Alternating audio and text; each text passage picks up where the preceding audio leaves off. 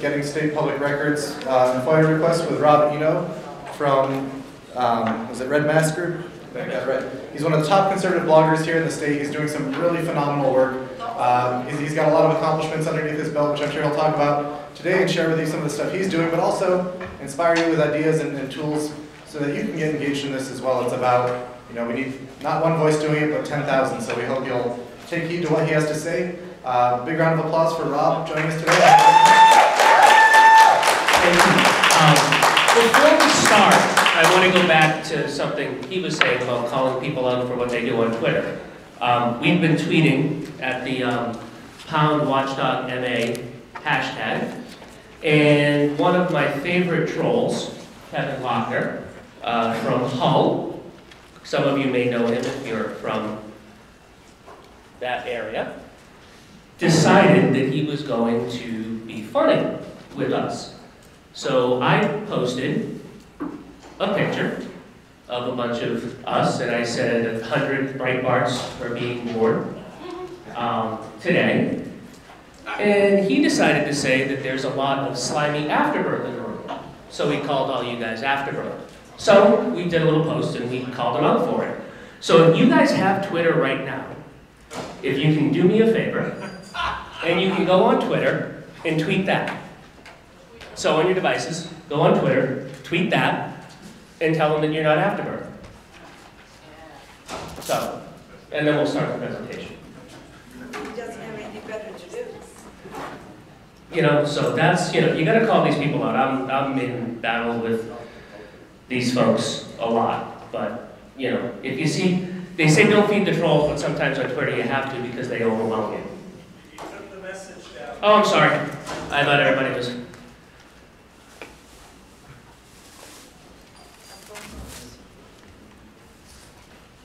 Retweet anybody.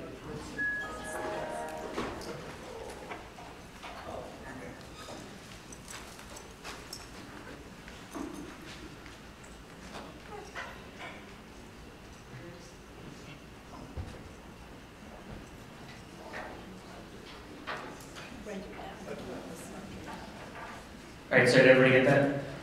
All right, we'll go into the presentation so we don't take too much time on it. But I thought that would be fun, and we'll see how many people go. All right, so I'm going to talk to you today about the people's records and getting your records from Massachusetts and her municipalities, and then what you can do once you get those records. And be very, very sure they're your records, as Trent said. You paid for them, they're your records. And what we're going to get to is this is about the truth. And one of my favorite quotes from Andrew Breitbart is, "The truth isn't mean, it's the truth." All right? What you're doing isn't mean. If you call somebody out for doing something and you document it, you're not being mean to them. You're exposing them. So what we're going to talk about is what is and isn't a public record in Massachusetts. We're going to talk about how I request public records. We're going to talk about what they should cost. We're going to talk about what they look like when they come back. What are the remedies for non-compliance? And then we're going to talk about what you can do with the public records once you get them. There's a resource document that I've linked to. So if you go to redmassgroup.com, one of the top stories on the page right now is actually this presentation. And I'm going to update it with some of the other links right in it. But if you go down, you'll see that this presentation right here, if it loads up, is actually on one of the things. So you can go to redmassgroup.com, go to Public Records Resources, and you can see the presentation, so you don't have to take as good notes as you might otherwise take. Let me go back to this. And then somebody before was talking about FOIA, the Freedom of Information Act. Is this FOIA? No. On the federal government scale, it's the Freedom of Information Act. We're talking about only Massachusetts public records. If you want to learn about FOIA and federal government regulations, I would suggest you go to judicialwatch.org. They've got a great resource and all kinds of things that can help you out. We're talking about the Massachusetts Public Records Law, which applies to records created by or in the custody of state or local government boards or any other government entity. What is a public record? Everything's a public record. If it exists, it's emails, it's written communication, it's electronic files, it's metadata. Like Trent said, there's a whole list of exemptions, and we'll go through them. Some of them are things like you can't get bridge schematics because after 9/11 or after 9/11 they took away bridge schematics or something you can get because it's a safety risk.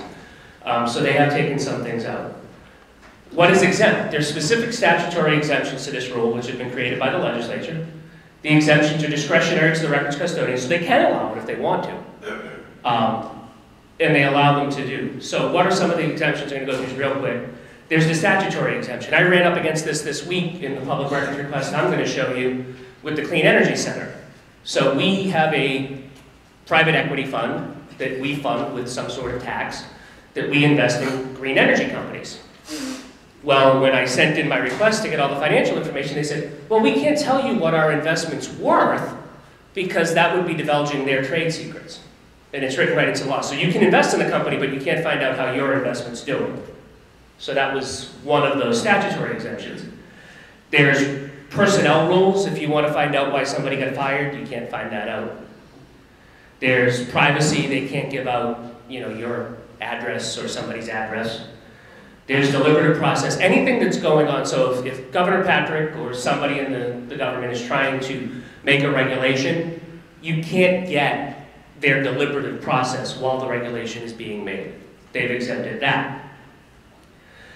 Notebooks and personal materials. So if Greg Bilecki, my favorite person, is taking notes on why the economy is doing gangbusters like he thinks, and he's writing them in his own personal notebook, I can't get his personal notebook, which would be nice, but I can't. The investigatory exemption, you can't say to the state police, let me know everything you have on Whitey Bulger while they're doing an investigation. So you can't do that. Also would be fun. There's a bunch of other ones, voluntary provided trade secrets, that's the one I talked about, competitive bidding. If you're bidding on building a bridge, you can't ask them to give you all the bids that everybody else is bidding on the bridge so you can come in $5 lower. But you can get all the bids after they're done. Pre-purchase property appraisals, if your town's buying a parcel of land, you can't get that until after it's done. Firearms permit records. So this is an interesting one for all of us that love the Second Amendment. Somebody can't go and get the firearms purchase records and the firearm permit records so they can go and harass people that have firearms permits. You can't get test answers. If you want to become a realtor, you can't do a FOIA request to get all the test answers so you can, take your test and ace it. Healthcare cost records between government hospitals and insurance providers, which is kind of weird. You'd think they'd want that one up there. Blueprints of public buildings, home addresses of governmental officials, home addresses of family members of governmental officials. You can get home addresses of elected officials. These are non-elected officials. More exemptions cover exhaustion records. Go to the PDF, you'll find them all. How do I get them? What you do is you file something called a public records request. That request, it can be oral, and they're supposed to uphold oral requests, but you should put it in writing. And you should address it to the lead manager or the lead person. So if you're writing to, you want to get public records about the school department, you write it to the superintendent of schools. If you want to get public records about your city, you write it to the mayor or to the city clerk or to whoever's the head person of that agency. And we're all learning how to be press, so if you're acting as press, tell them that you're working on a story, that you have a blog, make sure you have a blog so you can post it to it. And you can go to the press secretary of those people and then they'll help, you address it to the person, you can email it to them and then they'll disseminate it. I've had very good luck doing that. And they actually work pretty well with you if you stay on them. So here's a sample public records request. This is the form that the Secretary of State says use. Is that in focus or do we need to focus a little bit? People read that? A little small, but it's online. So basically the Secretary of State says to use a form. And it's address it to the person. This went to Patrick Cloney, who's the Chief Executive Officer of the Massachusetts Clean Energy Center. I say via email because I sent it via email, and I say this is a request under Mass Public Laws Record MGL, I'm requesting that I be provided a copy of the following documents. I wanted all financial records of the Clean Energy Center, including but not limited to valuation reports, annual reports, fund accounting, etc. I want to know their finances because they're taking our money and putting them in clean energy companies. You have to tell them that you recognize that they may charge reasonable costs for photocopies, computer disk, personnel time to comply with this request. I always put in the charge of $250 because I figured I got $250 in my bank account, I can throw it to them if I have to. So expect the charges to exceed $250, please contact me regarding this request. Because I've got Red Mass Group and I'll expose them for hiding stuff, usually get this stuff for free. Other people do have to pay, but I've been getting my stuff for free. So if you need help getting something and you're not getting it, contact me and I can help you get it. This is the important part.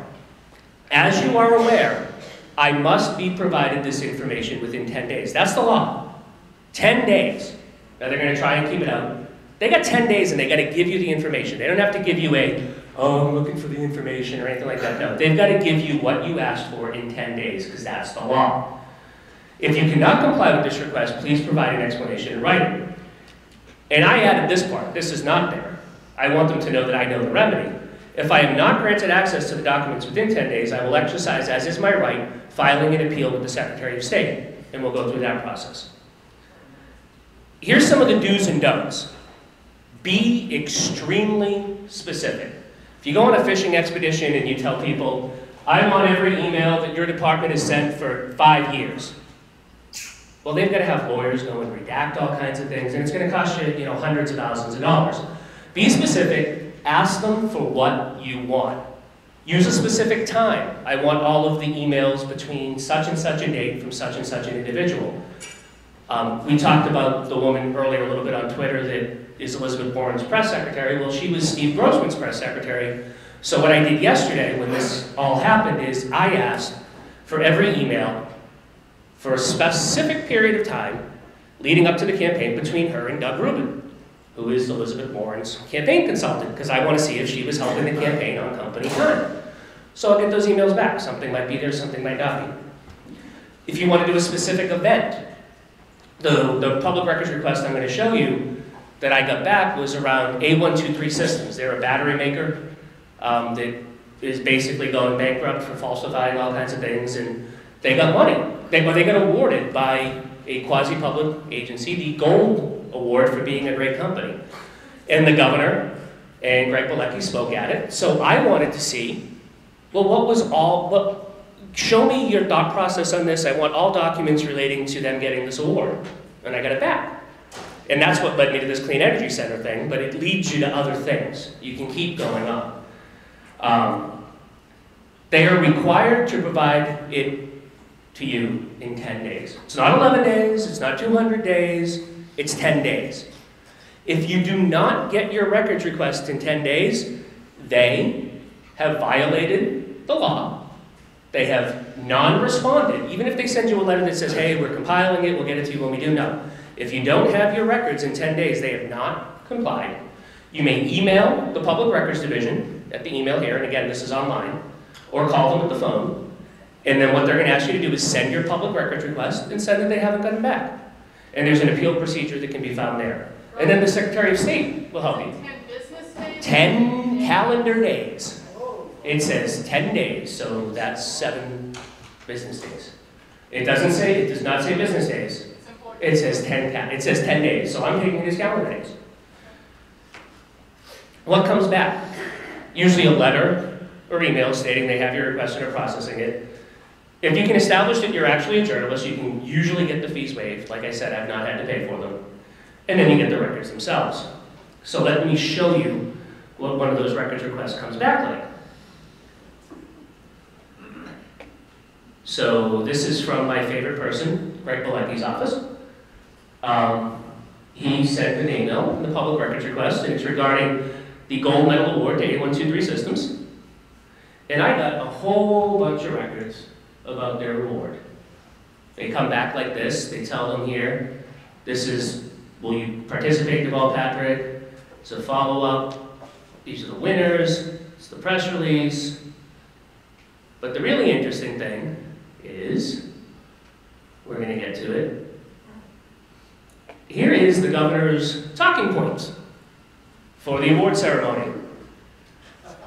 You, Deval Patrick, will provide keynote remarks at the 8th Annual Mass Economic Impact Award Ceremony. This is what they do, this is how it is.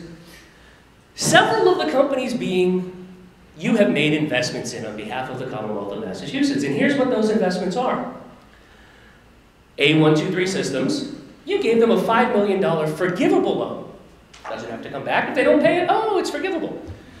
Smith & Wesson, you gave the gun maker, I'm sure the gun people will love it, the anti-gun people will love this, you gave the gun maker $6 million in investment tax credits to expand in Springfield. This one I love, Coca-Cola, the company you used to be the lead attorney for, you gave $1.25 million MassWorks infrastructure program to improve the wastewater treatment plant because Coca-Cola was going to expand. Horizon Beverages. So here's all these people that you helped, and isn't it interesting that they are the ones who won the award? So I thought that was kind of interesting. I've not written the story on this yet because one of the things I got was this Clean Energy Center stuff that I'm looking further. This is the Clean Energy Investment Portfolio. So these are the people that the Clean Energy Center has invested in. Not that they've given grants to, but you own a piece of these companies, all of them. Solar companies, Konarka, the one that just went dead. All these companies, you own a part in the Commonwealth of Massachusetts. So those are the things you get back. There are also records available without needing to request them. And this is what we were talking about before. I've got some of these up, so I'll show you where to get campaign finance records, all of those things. I did not know about the auditors thing. I'll add it in and then re-upload the piece. Campaign finance, there's a corporations database, and I'll show you something I did with a progressive 501c4. All of the roll calls. What's interesting is even the state representatives didn't know that the roll calls go up immediately. And I found out how to find them because all you have to do is keep adding a number. And you keep adding a number and you can get the roll calls immediately. So I got a roll call within like 5 minutes of them having a roll call vote. They're all there. You just got to know where to look. Public charities, another one we had this week, and I'll show you how we made the Patrick administration file their taxes that they had not filed. And then Mass.gov has actually a very good trend. We talked about Open Checkbook. Because the Pioneer Institute started doing the Open Checkbook, the government decided to do it themselves. So Open Checkbook has come to the Commonwealth of Massachusetts. So I'm going to show you some of those things that I was talking about. So we'll go to, there's my email, OCPF. OCPF is the Office of Campaign and Political Finance. Now, local records aren't always on here, but you can always ask to see them. They have to show you them. So if you're looking for your selectmen's races, they're not particularly on here. They've been done a better job of trying to find them, but they're not particularly on them. But I'll show you how you can view reports online. So you click on the View Reports Online. There's reports on casino ballot specing, new file. This is always fun. You can see them as they come in. I'll click that off. There's a searchable database. And then reports fired on paper for cities between 40 and 100,000 all have to come here. So you can click on them and you can see the paper filed reports. They're not electronic, but they're paper. There's independent expenditure reports. These are fantastic. Independent expenditure and electioneering communication reports is what the unions do. So you can see how the unions have spent money in our races. So you can see all of that. But we'll go to the searchable database because I want to show you kind of how to find one. You go to candidates, and you go to filers, and the office sought. So if we went to, let's see. We'll just go to, we'll pick a random guy. We'll pick, O'Day? Well, we have a winner. So we'll go to O'Day. Everybody loves Jimmy O'Day. So here's all his reports. Now the next one won't be available until the 29th, but we can go to his year-end report. You can see who's given him money. Oh look, it's the SEIU Mass PAC. It's the AFL-CIO. There's the other. So SEIU gave him some from 1199 and 509, so they got two people, give him some money. One of the things I want to tell you is, if you didn't know, unions can give up to $10,000 to any candidate. You can give $500, but the unions can give $10,000. Isn't that nice? But you can find out how they did it, who they spent it with, all of those things. So all of that information is on there. You can download them into Excel files, all kinds of stuff. So that's all there.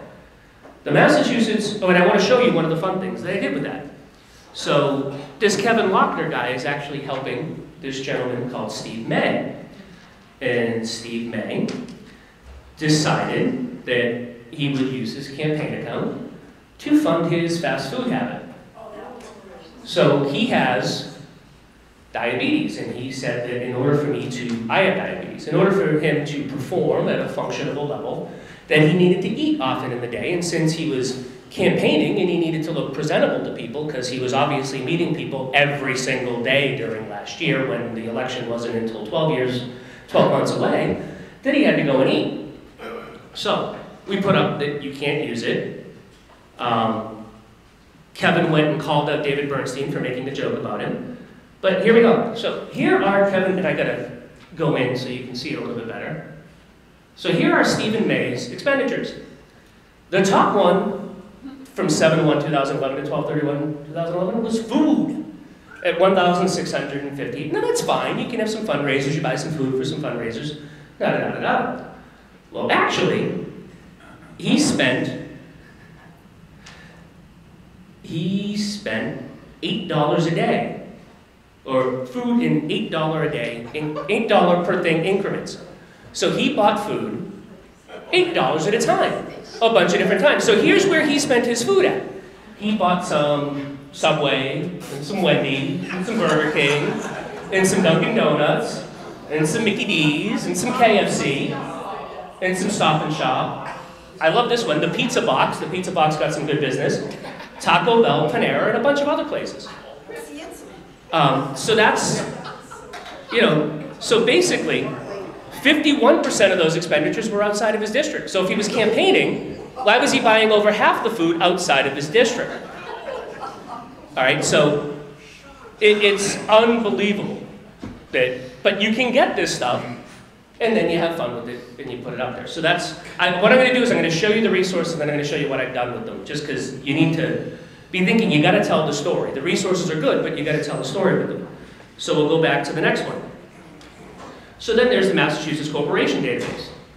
So if you go to search the corporate database, you can type in the name of any corporation you want, because they're there. 501c4s, LLCs, corporations, you can see on their board of directors, all of that stuff, they've got to file the stuff. I looked for this, have any of you guys heard, if you read Blue Mass Group, the other guys, there's this new, actually, how many of you are from Central Massachusetts? How many of you read Go Local Worcester? Did you see about a couple weeks ago, there was this guy, Matt Hellman from Progress Mass, that did a Mind Center piece about Scott Brown. Well, this organization, Progress Mass, is an offshoot of an organization, Progress Now, out of Colorado, and they're supposed to be doing online activism, all kinds of stuff. The only thing they've done has been a press release factory slamming Scott Brown. They have 3 employees, and they said on their website that they were a 501c4. Okay, I want to see who's on their board. Progress Mass. Uh-oh, they're not there. They were a 501c4 in Massachusetts. They'd have to be there. They're not there. Okay, so I call the Secretary of State. They're not. So then I send a nice little email to the Progress Mass folks, and I say, hey, you say you're a 501c4 in Massachusetts, but you're not there. So what's the deal? So they get back to me, and they say Progress Mass is not yet legally registered in the Commonwealth of Massachusetts. In January 2012, they came in, they're part of the Progress Now network. It was started in Colorado, I went through the whole thing. They said they were, I got a screenshot of that. So we're a Massachusetts 501c4 organization. I contacted them, and then they commented. And they said, Progress Mass is a nonprofit startup that was launched in January 2012. As noted on Progress Mass's website, the organization is a state affiliate of Progress Now, a nonprofit grassroots network of state-based organizations, quote-unquote, funded by the convicted inside trader George Soros. And Progress Now is currently operating as Progress Mass's fiscal agent. Progress Mass has also filed and received a tax identification number for the Internal Revenue Service. So they told people that they were a Massachusetts-based company, but they're Colorado AstroTurf. So and they all call you AstroTurf, the Tea Partiers, but they're AstroTurf. They're George Soros-funded Colorado AstroTurf. And we found this out, and we talked to people about it. And then I said, well, you know, are you really, I said, yeah, are you really? He said, well, we're in the process of assembling this board of directors, da-da-da-da-da-da-da. Pat Winlott, who's also on a George Soros-funded Common Cause, who usually attacks people for not being transparent and doing things like this, was unavailable from comment. So I put that up as well. So that's, you know, that's something that by looking at the corporations database, I was able to find. Another thing that I found out using the corporations database this week was this outfit. Do you guys remember about 2 months ago, there was a story about the Deval Patrick administration using a nonprofit to fund the international trade junkets? I don't know if anybody remembers that. So they said they were using this nonprofit. So I wanted to figure out what the heck was going on with this nonprofit. So I start looking it up. And I do some things, and I find it. So I go and I find Moving Mass Forward.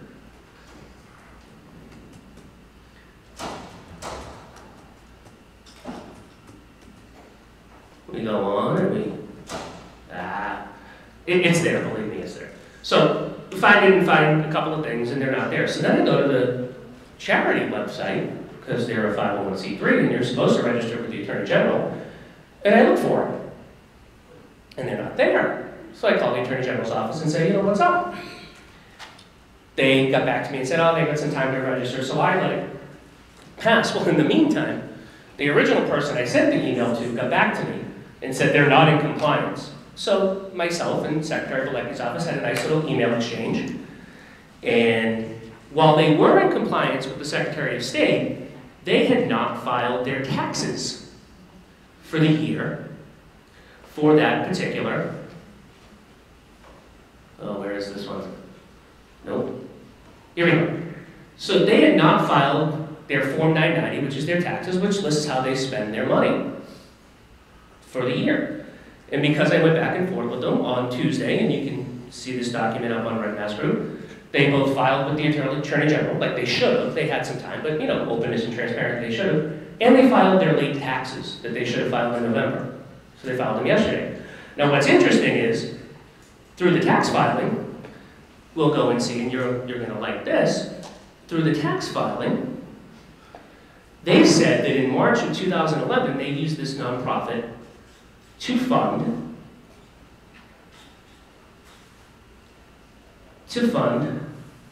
a trip to Israel. Now, I don't know about you, but this is the other expenses line. I don't know about you, but I think trips to Israel cost more than $12. $12. So they said that they funded the trip to Israel with their nonprofit, and not government money, that they used this nonprofit that business people donated to. So I called Noah Berman from the Globe, who wrote the story. I said, no, one of three things is going on. They, A, either lied to you and didn't use the money from this nonprofit to do it. B, they lied to you. C, they didn't lie to you and they filed a false tax return. Which one is it? So the Globe is now looking into it, as well as I am. But because I went and I looked, you're able to dig this stuff up, and you can hold people accountable. I mean, we found out that Deval Patrick didn't file his taxes for his little nonprofit. So that's another thing. We'll go back to the roll call votes next. So you can find the roll calls, like we said. So you go to the Commonwealth of Massachusetts, and you go to the journals page, and you go to the uncorrected proofs of the journal. These take a little while to get on, but you can find them. And then you go to, they got the roll calls. So let's go to 285. We'll get a roll call. Pops up. It does come up. Someday. So, this was on the budget, the transportation bond bill that everybody voted for, even my good friend Jim Lyons. But they all voted for it, but you get the thing. So what you can do to have fun with that is, does everybody remember a couple weeks ago that we decided to let the government set our healthcare prices? in Massachusetts, they did the price control boards. Did anybody hear about that? You heard about that? So it's the Tuesday night that Scott Walker wins. Excellent. Celtics have a good win. Excellent. Get my State House News email. The vote was everybody to 7. Now, we have 33 Republican representatives in the Commonwealth of Massachusetts.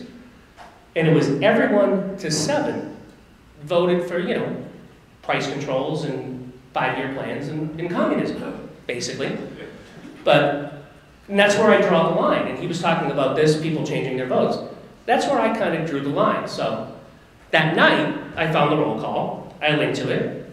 And you'll be happy for you in Central Mass that a lot of your reps voted against it. But I put up the 7 that voted against it with links to their donation page. You should like them. Carrot. Give the carrot, right? You should like them. The next day, I posted the phone numbers and emails of the 26 Republican state representatives that voted for price controls. They got phone calls. They got emails. They're wondering why I hate them now, but I don't hate them. I just wanted people to know that they did this. But you can get that from the roll call and you hold people accountable. And it makes them think. The next week, they did the MBTA bailout bill that I've been told in conference or in the caucus early in the morning, it was you should vote for it. By the end of the thing, because of this, they all thought twice, and we had 25 vote against the MBTA bailout when it might have been the same number here.